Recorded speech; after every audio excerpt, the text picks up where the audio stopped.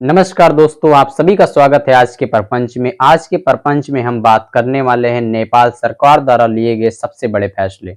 नेपाल सरकार ने हाल ही में 26 बड़े-बड़े ऐप्स को बैन कर दिया है अपने देश से। जी हां, नेपाल सरकार ने अचानक फेसबुक, इंस्टाग्राम, ट्विटर, यूट्यूब जैसे बड़े-बड़े सोशल मीडिया ऐप्स को बैन कर दिया है। आखिर नेपाल सरकार ने क्यों इतना बड़ा कदम उठाया? कौन-कौन ऐप्स अभी बैन हुए हैं? कौन-कौन ऐप्स अभी चल रहे हैं? और इसका असर आम जनता पर किस तरह से पड़ेगा, चलिए जानते हैं आज के इस वीडियो में विस्तार से।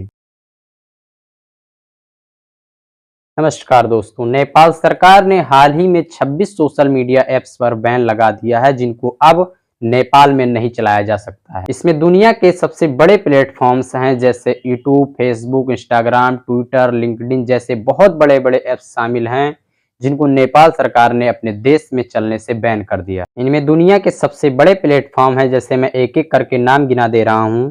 Facebook, Instagram, WhatsApp, YouTube, Twitter जिसे अब एक्स नाम दिया गया है, LinkedIn, Reddit, Discord, signal, Pinterest और कई दूसरे बड़े ऐप्स शामिल है जिनको नेपाल सरकार ने बैन कर दिया है। अब चलिए जानते हैं इसकी असली वजह कि आखिर नेपाल सरकार ने इन ऐप्स को नेपाल में चलने से क्यों रोक लगाया। तो इसकी सबसे बड़ी वजह है कि नेपाल सरकार ने जो नियम इन ऐप्स के थ्रू बनाया था कि इन ऐप्स पे ये नियम लागू होगा, इन नियमों का इन ऐप्स ने पालन नहीं किया, इन प्लेटफॉर्म ने पालन नहीं किया, जिसकी वजह से नेपाल सरकार को इन ऐप्स को बैन करना पड़ा। इन ऐप्स को बैन करने के पीछे एक सबसे बड़ा रीजन है कि सरकार के द्वारा बनाए गए नियमों का इन ऐप्स ने पालन नहीं किया।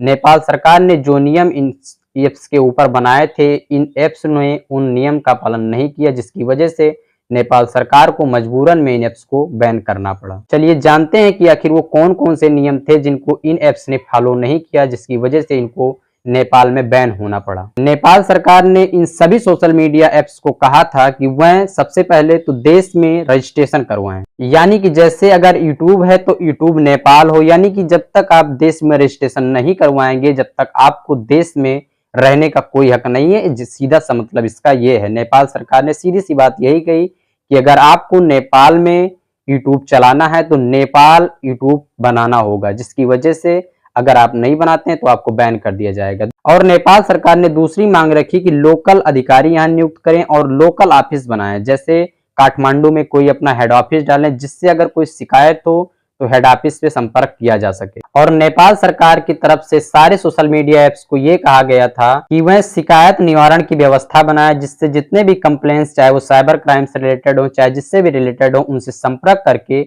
इसका निवारण किया जाए, शिकायत का निवारण किया जाए, जिससे आम नागरिक को सुरक्षा मिल सके। और चौथी शर्त नेपाल सरकार की तरफ से इन ऐप्सों को कहा गया था कि फर्जी अकाउंट, साइबर क्राइम और फर्जीवाड़े से नियंत्रण करें, जिससे आम नागरिक को फर्जी अकाउंट से परिचित हो सकें, अवेयर हो सकें। तो नेपाल सरकार ने 4 नियमों का पालन करने के लिए सभी लोगों को नोटिस दिया था, जितने भी ऐप्स नेपाल में चल रहे हैं। लेकिन जिन जिन लोगों ने इस नियम का पालन नहीं किया उनको नेपाल सरकार ने अब बैन कर दिया है। इस लिस्ट में टोटल 26 प्लेटफॉर्म और ऐप्स हैं जिनको नेपाल सरकार ने बैन कर दिया है। और अब नामुमकिन है इन ऐप्स को नेपाल में चलाना जब तक आप नेपाल के इन सरकार का जो नियम बनाया है उसको आप फॉलो नहीं करेंगे, तब तक नेपाल में आप इस ऐप्स को इस्तेमाल नहीं कर पाएंगे। सरकार ने इन कंपनियों को 7 दिन का समय दिया था कि आप सरकार के इन चारों नियमों का पालन कीजिए और जो भी है वो करिए। लेकिन इन ऐप्स ने सरकार के नियम का विरोध किया, सरकार के नियम के विरुद्ध चले गए। इन्होंने जो काम सरकार ने नियम लगाया था, इन नियमों का पालन नहीं किया, जिसकी वजह से नेपाल सरकार को मजबूरन में इन्हें बैन करना पड़ा। और इसमें नेपाल की सुप्रीम कोर्ट का भी बहुत बड़ा भूमिका रहा। नेपाल की सुप्रीम कोर्ट भी इस मामले में सक्रिय रहा और उसने आदेश दिया कि हर जितने भी कंपनी हैं उन्हें नेपाल में रजिस्टर होना जरूरी है, ताकि हम आम नागरिकों की सुरक्षा का समाधान कर सकें। और जैसे ही नेपाल सुप्रीम कोर्ट ने इस आदेश को दिया, इसके बाद सरकार और सख्त हो गई और जल्द से जल्द फैसला लेना शुरू कर दी। अब आप सोच रहे होंगे कि क्या सब जितने भी ऐप्स थे वो सारे ऐप्स नेपाल सरकार ने बैन कर दिए हैं?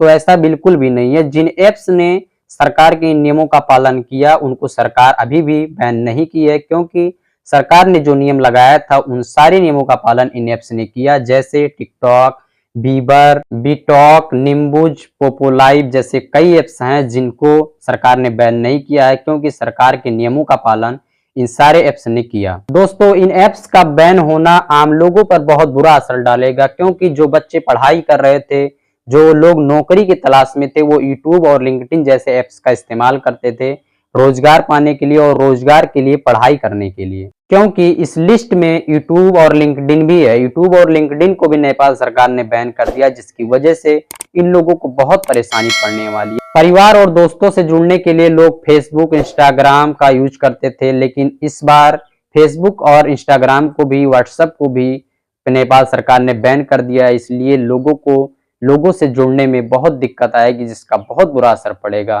तो दोस्तों, नेपाल सरकार का ये फैसला एक तरह से डिजिटल शक्ति फैसला है। सरकार कहती है कि इससे साइबर क्राइम रुकेगी, अफवाह और फर्जी खबरें फैलना बंद होंगी, लेकिन इससे आम लोगों को बहुत दिक्कतें हो रही हैं और ये नेपाल में देखा जा रहा है पिछले कई दिनों से। और नेपाल सरकार ने ये भी कहा है कि अगर भविष्य में ये कंपनियां नेपाल में रजिस्टर होती हैं तो इन्हें वापस खोला जा सकता है। इन्हें हमेशा के लिए बैन नहीं किया गया है। जब तक ये नेपाल में रजिस्टर नहीं होती हैं तब तक इनको बैन रखा जाएगा। जिस दिन नेपाल में इनका रजिस्टर हो जाएगा, ये रजिस्ट्रेशन करा लेंगी, उसी दिन इन ऐप्स को खोल दिया जाएगा, फिर से यूज करने के लिए खोल दिया जाएगा। आपको क्या लगता है कि नेपाल सरकार ने जो फैसला लिया है वह सही है या गलत? नीचे कमेंट करके जरूर बताइए। और यदि वीडियो पसंद आया हो तो वीडियो को लाइक करके चैनल को सब्सक्राइब कर लीजिए, क्योंकि यहाँ पे जो खबरें दी जाती हैं वो बहुत ही लेटेस्ट और बहुत ही रोमांच भरी होती हैं। तो वीडियो को यहाँ तक देखने के लिए शुक्रिया। मिलते हैं फिर नेक्स्ट परपंच वाली वीडियो में।